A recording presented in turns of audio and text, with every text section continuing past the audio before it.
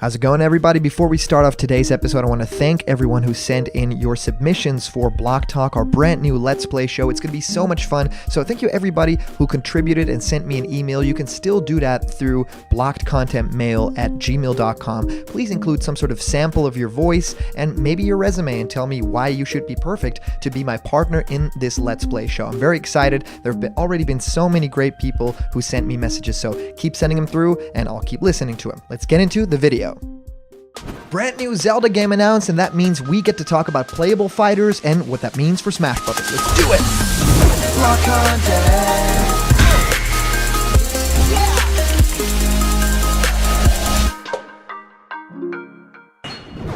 What's happening, my Block buddies, and welcome to a brand new episode of Blocked Content's Leak Speak. My name is Callum, and this is going to be your content for today. And today is actually a very special day because, yes, there has been shadow dropped, this awesome trailer and reveal and presentation about a brand new game, which is Hyrule Warriors: The Age of Calamity. And I think this is a really awesome thing, not only for a couple of reasons that I'll be talking about in this video that regard to playable fighters in Super Smash Bros. Ultimate that are from the Zelda universe, because this new game also has a lot of new playable fighters that already show up in the trailer, but also the general idea of Nintendo Directs coming this year and all these shadow drop presentations, because now, of course, we not only have stuff like Paper Mario, we have the Mario 35th Anniversary, Pikmin 3 Deluxe, and now even this brand new game, which was one of the only games this year from Nintendo that was not in some way, shape, or form leaked at all. So I'm really curious and really excited to talk all about that, because of course it is a huge deal that this is happening. And there's a lot to talk about with this reveal and what it could mean for that franchise. And of course, specifically for this video's purpose, we are also talking about how it could tie into the amiibo that are already out of the champions and how they could figure into Super Smash Bros. Because of course, Nintendo would want to promote this in some way, shape, or form. And Smash Bros. Seems like a perfect platform. And of course, I've been answering many of you guys' questions about Smash Ultimate and new fighters in our show Question Blocked, where I answer your questions. What do I think of your favorite game? How do you start making YouTube content? Well, whatever you can think of, send your question through to blockedcontentmail@gmail.com, and I will answer your question live on the show in our next Question Blocked episode.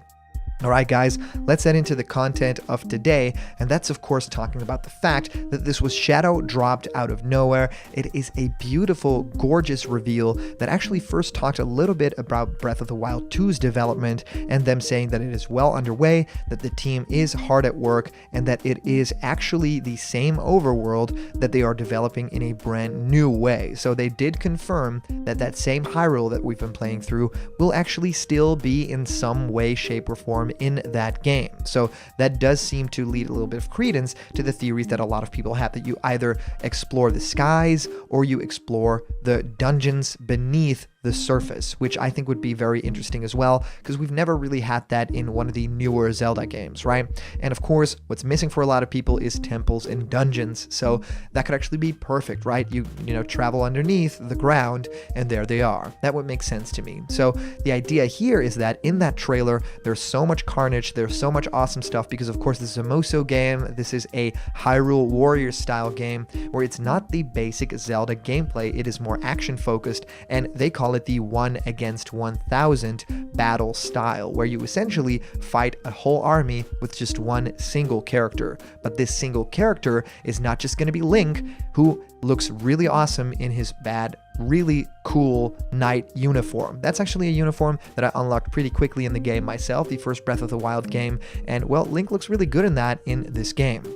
Now, what's also really interesting about that is that you not only play as Link, you also play as Zelda in this game. You even see her use some of the runes to stop time and stuff like that, so those are in play as well. And of course, you also see the other champions, and that is something that I've been talking about on this channel for the longest time. I'm one of the people that thinks the champions are some of the greatest Nintendo characters that they've ever done, especially for the Zelda franchise. They have a ton of personality, they fit very well within the lore, they are really cool, different creatures, they actually have voice acting and they're really cool, but they also serve a very big story purpose in that game. And on their own, they are great characters, and that is what the Zelda franchise desperately needs, is more great characters. And if you look at, the amiibo of the characters and, them using them in actually these new games, that is very clearly Nintendo pushing these characters to be a little bit bigger than just appearing in that first Breath of the Wild game. So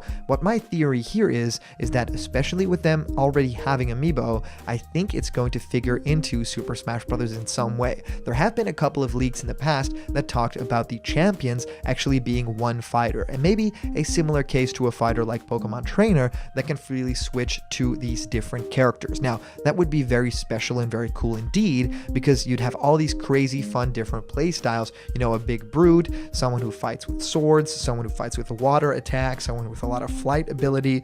So yeah, I think that there's a lot of possibility for really great characters in here, and especially if they're one character and you can switch between them, and of course the Final Smash, the Divine Beast kind of stuff, I think that there is a lot of promise for that. So yeah, let's talk about the fact that Super Smash Bros. Ultimate in this year, with that new Fighters Pass, has only released one character so far. It was earlier on in the year, it was Min Min, and it's now September, and there's no other character in sight, which is totally crazy, and I can't wait to find out if that ever figures into that first-party Zelda franchise, right? It is the Mario 35th anniversary year, so they could potentially even add a character like Geno, which we will talk about in this video in the comment question winner. But also the idea here is that Zelda is also big this year for the purposes of this specific game, right? How cool would it be to celebrate this Hyrule Warriors Age of Calamity game with having some content of that and not just a spirit battle in Super Smash Bros. Ultimate? I think people would be jumping for joy to find out that a character, maybe even this version of Zelda, would be playable in Super Smash Bros. Ultimate, because it's that cross-promotion thing that Nintendo really does like to do. That's the reason that Byleth, of course, is a fighter in Super Smash Bros. Ultimate, and so many other characters before it. I think of Incineroar, I think of a lot of different Fire Emblem characters throughout the years, like Corrin, that definitely just don't really deserve to be in Smash on their own right as a character, but definitely deserve to be in Smash Bros. In terms of the Nintendo history of it all, the timeline, and them actually supporting a game right now. On their own, they're not characters that are as memorable as a lot of the cast in Smash Bros., and you can really feel that when you look at the roster, all these recognizable games, and then some of these characters that feel a little bit off. I think that in terms of the Zelda franchise, there's a lot to choose from, especially if you look at the previous Hyrule Warriors game. There's a lot of all-star characters in there. I mean, let's talk about Zant, or characters like Majora's Mask, the Skull Kid, or even, bigger Goron characters and stuff like that. There is so much to choose from, and with these champions, I think they have a really good shot at giving fans another set of characters, or another character if they choose one, that's going to make people very, very happy. So really curious to find out which character from Breath of the Wild you guys would love to see in Smash. Well, I'd love to hear what you guys think of all this. If you comment down below, that could actually be featured and read out loud in our next video. And today's comment question is, who's that Breath of the Wild character that you want in Super Smash Bros.? Well, and as for a previous comment question winner, our answer actually comes to us from our user, Beverly Carter DX/Rowan, saying, I do think the next Smash DLC fighter might be Geno from Super Mario RPG Legend of the Severed Stars. I believe that it's likely that we are going to see a new Smash Bros. DLC presentation or a direct on DLC the 7th, but we will see. Alright, Callum/block before I make my speculation, I got a Nintendo hat because I'm a huge video game guy, alright? Nintendo fan bases games, and I am a Nintendo insider. Okay, let's talk about predictions. Now, I do think, maybe there's another maintenance going near September 14th, so this week it's possibly a chance that we might see a brand new privated video coming to YouTube/Nintendo.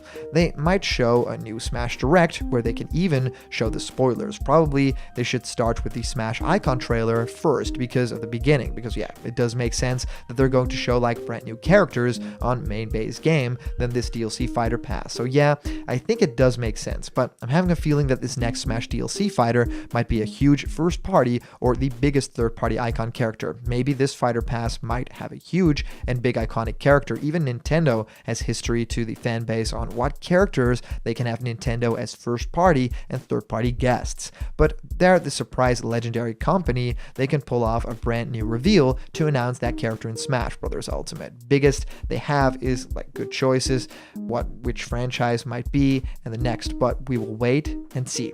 Well, I tried my best to figure my way out of that one. Thank you so much, Beverly Carter, for that comment. Gives a lot of insight on your way of thinking and essentially just the character that you would love to see in the game. Gino, I think, has a high possibility, and I would love to see it as well. Well, thank you guys so much for sending in all your comments. These are always so much fun to read through. And of course, a big shout out to our latest Patreon supporters. You guys are insane in this crazy time in the world right now. You are supporting a channel like Blocked Content that means so much to a lot of people. That means a lot to me as well, and I would love to support you guys as well with brand new content coming to you on the daily. So please, if you want to support the channel for even $1 a month, it means the world. Please go to patreon.com/blockedcontent. And remember, if you're not yet a member of the Blocked Content family yet, hit subscribe now, smash that like button, and ring the bell for notifications, and all the news and fun you care about will be delivered on the daily to you. Thank you guys so much for watching, and I'll see you around the corner where there's always more Blocked Content. See ya!